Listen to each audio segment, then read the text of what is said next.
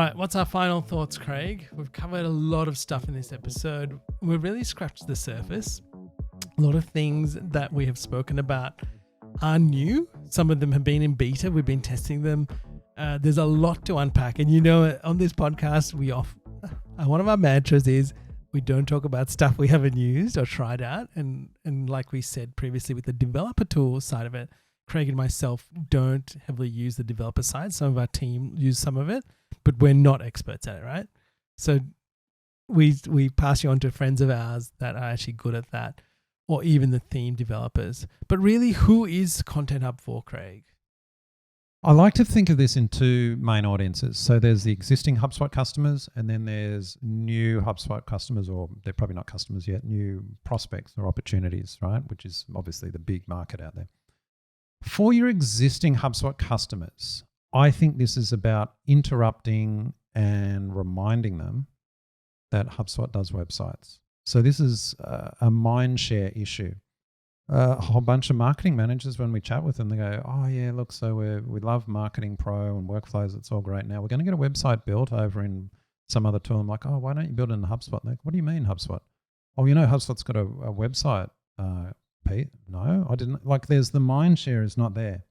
So part of this push, especially the Marketing Plus and the Content Hub naming, I think is to get mind share with existing customers.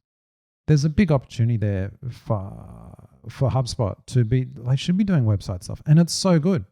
As you and I know, Ian, we've built, decades of building WordPress stuff. We moved all our development of websites over to HubSpot, 3 or 4 years ago. And we love it. So it's not something we're just recommending because we're HubSpot partners. We walk the talk. We've got all our sites on HubSpot. In fact, I think this is such a compelling offering for customers, their website piece. We've got a whole separate brand called Zen Create we've been building out over the last year. Big focus on HubSpot websites. I'm that much of a believer in it. And the team love it. And so that's the big opportunity. So that's existing customers. It's about mind share and I guess getting in their mind that it is a compelling option. It's not just some glorified landing page tool. It's actually an enterprise website tool. Now, when it comes to new customers, this is where it's also kind of, a huge opportunity. I was looking on G2 and they've got at least 370 web content management platforms. Wow. Yeah, and if you go in the website builder category, yeah, things like Wix, etc. Yep. There's more. I think there's 400 or 500. So it's crowded. And HubSpot, even though it's pretty highly rated, it's just one amongst a sea of options. So again, here's this mindshare thing. It's missing. And by the way, over on Gartner's list of web content management companies, I couldn't even find HubSpot, right? So even big industry bodies don't know about it. So I think the push here is Content Hub. They're really trying to get out there and say, look, we do website, we do content. They're even pushing into that whole digital asset management, the whole DAMS space. Correct. So Content Hub, the launch of it is just the start of it. They're trying to break that barrier, that mindshare piece, demonstrate that this is a compelling tool for enterprise as well. So that means this is an interruption launch, in my mind, that you can get the benefits of an integrated system to an audience of marketers. I think the main audience is marketers. I don't think it's technical IT people, although there is messaging for them. I think it's mainly marketers. And it's for those that didn't realize that they could do it with their existing HubSpot platform, or if they don't use HubSpot, that it's an option to do with the HubSpot platform. And I'm kind of really excited to see where this goes.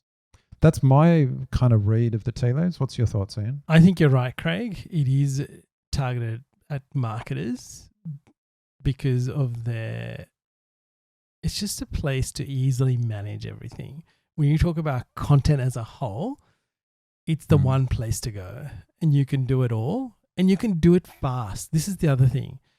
When people switch and they use it all in the platform, right? Their ability to get stuff done at a speed that they could never get it done before is one of the biggest bits of feedback we get. It's easy to use. We can get it done. We have the tools. It's within our reach. We can test new things. So even just the little things. I want to test this. Oh, this page is not performing like I thought it would. How can I test another version of it? Just little things like that. You should see the joy it brings to people's faces where they talk to you and they say, oh, I just decided to run this test and this one's performing really well. I think we're going to switch to this version. I'm like, thank God you did it and we didn't have to do anything because you had the right tools to get your job done and get a better result. And I think that's the whole thing. Empower the marketers to do what they do best around content and give them all the tools that they need. And that's where this is going to go. And with a similar experience. So I think you're absolutely right. And you go to a marketer, you go, oh, do you like using the email tool? Oh, yeah, it's great. I just drag and drop stuff on. I build my emails. Oh, would you like exactly the same experience to build a landing page? What do you mean? Oh, yeah, here. Yeah. Go and create a landing page. Same template we set up. Oh, great. Oh, wow. I can just build a page like this. Same experience. Great. That is an unlock for many marketers. And especially in enterprise where they're like, oh, we have a whole dev team or an outside agency that build our website and do new pages. Like, you mean I can just build it myself? Yeah. Oh, is that dangerous? No, because you've got approval process you can build in and you've got a brand kit so you know the colors are going to be set. Oh, and you've got this file manager that can optimize file. Oh, and you update a file and it goes throughout this. Oh, wow. And I can see reporting over it. That's a pretty compelling conversation. So Craig, comparing Content Hub to WordPress. Let's talk about that quickly. I think we have to because that's the reference everyone looks at, WordPress. It doesn't matter if they're an enterprise, they're using Sitecore or Adobe Site Manager or whatever. WordPress is really where the mindshare people know. So how does it compare? And I feel the conversation around success using Content Hub or WordPress, which one's the best one to use, is not really around platform capability. I think it's around people capability because I've seen plenty of WordPress sites that were excellent and I've seen plenty that were terrible. And it's not the platform that we've changed. It's the team that were building it. Likewise with HubSpot, I've seen some terrible HubSpot website implementations, slow as, a wet week and, just terribly implemented or they weren't using drag. Like I've seen them, terrible ones, and I've seen excellent ones as well. So it's not the platform. I would confidently say, anything you can do just about in WordPress, you can do in HubSpot. So it's around the resources you have available. So when to switch to HubSpot versus when to stay with WordPress? Well, if you've got a great WordPress site and you've got an excellent team that know how to update it rapidly and keep it optimized, why would you change? I would have a hard time saying, oh yeah, easy decision. But if you're looking, as many do, we're going to refresh our website this year, we're looking to, update design and everything, it's a complete rebuild, I'll be saying, very strongly consider HubSpot CMS. So it's not really about, we've got something that's working well, why should I move? Immediate ROI? No, that'd be a harder conversation. But if you've got a terrible website, it's time to rebuild. Yep. Really look at HubSpot. Now, where does it shine? I feel it's not the size of the company. I think it's the type of website. So if you're after beautiful marketing and sales focused sites, HubSpot is a great fit. And if you're looking at integrating that in your marketing tool suite and doing reporting and attribution across it, HubSpot, it's just compelling. When wouldn't you do it? Well, there's a couple of scenarios we've got because we've still got a bunch of sites on WordPress that I'm not going to bring to HubSpot. Why? Well, one is if they've got a ton of comments, it's very hard to migrate comments from WordPress over. And I think it used to do this years ago, but I think they stopped it. And there's just and we've got posts that have thousands of comments on some of my wife's sites. Can't bring it over. E-commerce tools, because essentially if you're using WooCommerce in WordPress, moving to HubSpot, you're probably going to move the e-commerce stuff to Shopify. Now, if that's a simple piece, great. And then you can use HubSpot for your main website. But if not, and we've got a bunch of legacy sites and that, we're still using WooCommerce, so we're not going to move them off WordPress. So I wouldn't try it. And then the other thing is if it's got lots of legacy functionality. Correct. Just why would I? The ROI is not going to be there in mine. Now, that's just our particular scenario. Your mileage will vary. And so it's really about requirements. And the summary for me, I'm interested in your thoughts, Ian. Resources you have available, legacy functionality and content, ROI expectations, and future requirements. Would you add anything to that? Yes, I'm going to add one thing, Craig, and this comes up often. and these are people that have websites generally on WordPress.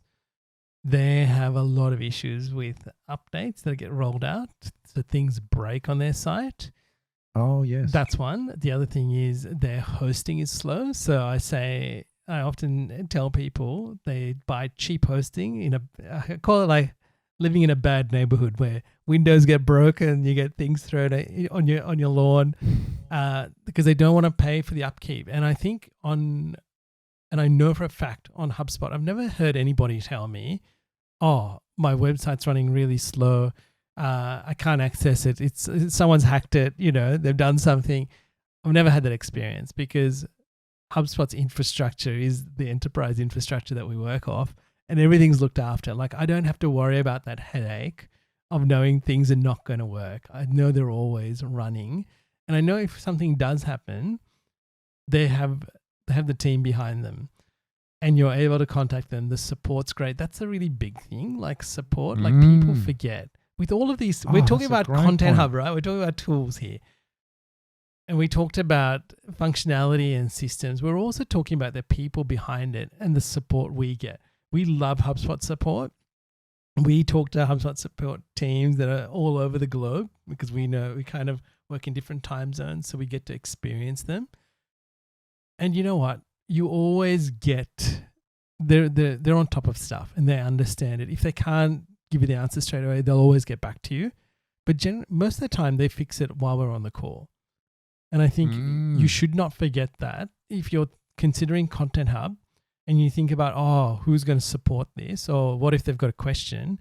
One of the biggest things I can say is use the HubSpot chat support or the phone support if you're using professional version of the product, and get the answer. Don't be afraid to ask the questions because they will point you in the right direction. Now, there is currently, you'll see in support, they're using the chat AI to point you towards the right support article. So it's kind of trying to get you to help yourself. If you don't get the answers, then talk to support, but it's still very good. So I think that's a really big point. So the whole hosting side of this and the updates is another big consideration when we talk to people about migrating to HubSpot. Because they can spend, I know there are businesses we work with, they've got somebody that spends a whole day or even longer updating WordPress and checking WordPress updates. Now, they don't really count the cost of that in the whole scenario, but I kind of think, hang on, you could have done this and be well on the way to doing other things. There's one person here doing this stuff that really can be done by the system. That's all I want to say. That's such a good point. Yeah, that's such a good point, Anne. Support. And isn't this the case? We take it for granted so much, we don't even call it out. Or I don't, but you're so right. It's such an important piece, yeah.